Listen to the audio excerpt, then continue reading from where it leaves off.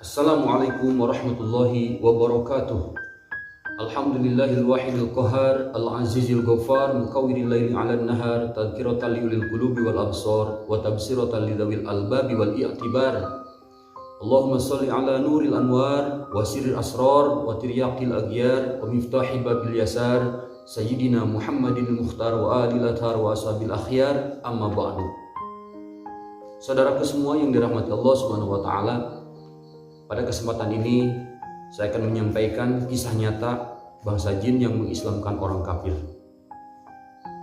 Dan keterangan ini saya kutip dari kitab Irsyadul Ibad karangan Syekh Zainuddin Al-Malibari, yang mana salah satu syarah dari kitab Irsyadul Ibad adalah kitab Manahijul Imdad karangan Syekh Ihsan Jampes, salah satu ulama Nusantara. Saudaraku semua yang dirahmati Allah Subhanahu wa taala, langsung saja saya baca keterangannya. Bismillahirrahmanirrahim. Wa haka imamuna Muhammad bin Idris Asy-Syafi'i radhiyallahu taala anhu.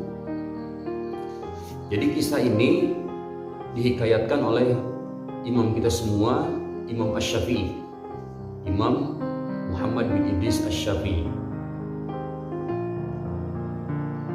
Pada suatu hari Imam Syafi'i beliau melihat orang yang dikenal sebelumnya itu beragama Nasrani yang bernama Askop.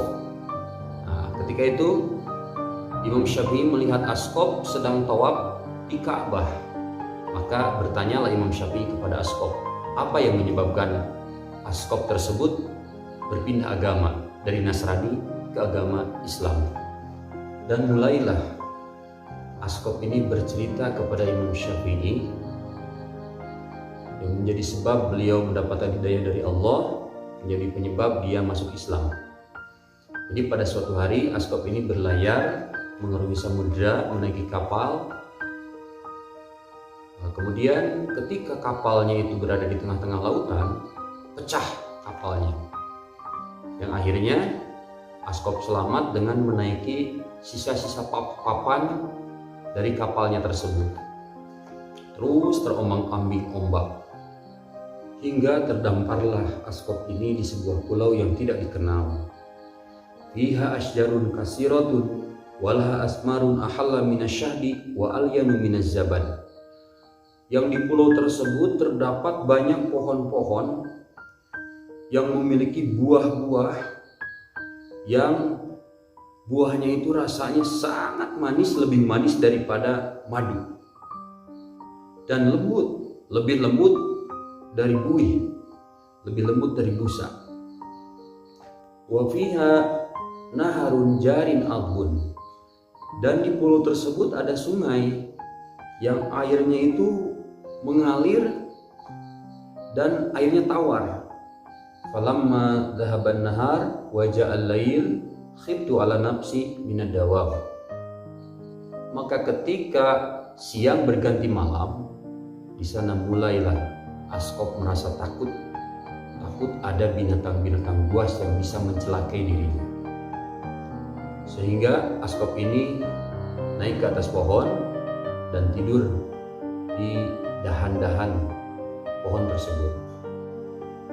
Falamma kana fi wasatil lail wa idan bidabatin ala wajhil ma'i tasabbahallaha ta'ala bilisanin fasih. Lalu ketika tiba tengah-tengah malam, Askop melihat di permukaan air ada seekor binatang yang bertasbih kepada Allah Subhanahu wa taala dengan mengucapkan la ilaha illallahul ghaffar Muhammadur Rasulullahin Nabiyul Mukhtar. Falamma wasalati dabatu ilal barri idzan raqsuha raqsu na'amah.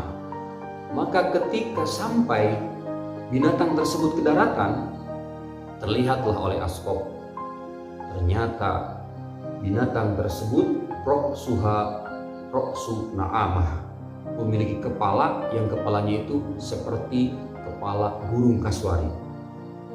Wa wajhuha wajhu insan, sedangkan wajahnya wajah manusia. Wa qawaimuha qawaimu ba'ir, dan kaki-kakinya itu kaki-kaki unta.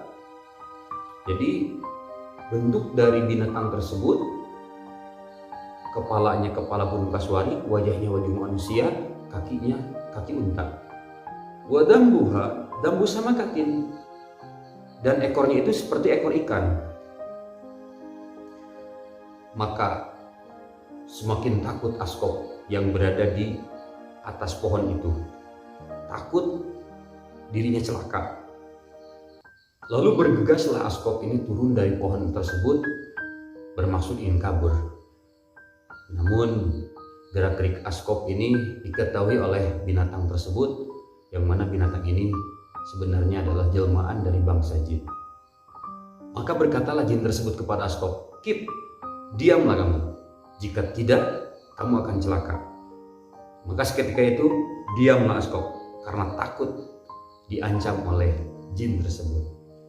Dan bertanyalah jin tersebut kepada Askop, "Ma dinuka, apa agamamu?" Askop menjawab, "Agamaku Nasrani." Lalu berkatalah jin tersebut, "Waihaka ya khawasir, waduh celaka kamu wahai orang yang rugi. Irji ilal hanifiyah, segeralah kembali ke agama yang lurus, sebab kamu sekarang sedang berada di daerah kekuasaan bangsa-bangsa jin mukmin. La yanju minhum illa muslim, yang tidak akan selamat keluar dari daerah sini kecuali orang Islam." Maka bertanyalah Askop kepada jin tersebut tentang bagaimana caranya masuk Islam, dan dibimbinglah Askop oleh jin tersebut untuk masuk ke agama Islam dengan mengucapkan 2 kalimat syahadat. Alhamdulillah, akhirnya Askop yang tadinya orang kafir berpindah agama menjadi mu'alaf, dibimbing masuk Islamnya oleh jin tersebut. Kemudian jin tersebut bertanya kepada Askop, "Apakah kamu ingin tinggal di sini atau kembali ke keluargamu?" Askop menjawab, "Aku ingin kembali ke keluargaku." Jin tersebut bilang, "Umkus makanaka hatta yajtaza bika markabun." Diamlah di tempatmu ini, nanti akan ada lewat kapal yang bisa kamu tumpangi. Kemudian masuklah jin ini ke dalam lautan lagi, dan sebelum lenyap jin tersebut dari pandangan Askop, alhamdulillah ternyata terlihat oleh Askop sebuah kapal yang melintas dari kejauhan. Kemudian Askop memberi isyarat meminta pertolongan ke ABK kapal-kapal tersebut, yang pada akhirnya menepilah kapal tersebut ke pulau itu, dan Askop ikut naik ke atas kapal tersebut. Alhamdulillah. Nah, di atas kapal ternyata para penumpangnya itu berjumlah 12 orang, dan semuanya orang-orang Nasrani. Maka bertanyalah orang-orang di kapal tersebut kepada Askop tentang bagaimana asal muasal dia bisa terdampar di pulau itu. Dan berceritalah Askop tentang kisahnya dari awal hingga terdampar di pulau tersebut, dan beliau masuk ke agama Islam. Dan alhamdulillah, Askop ini yang baru saja masuk Islam, seorang mu'alaf yang dibimbing Islamnya oleh jin muslim, ternyata bisa mengajak 12 orang Nasrani yang berada di kapal tersebut.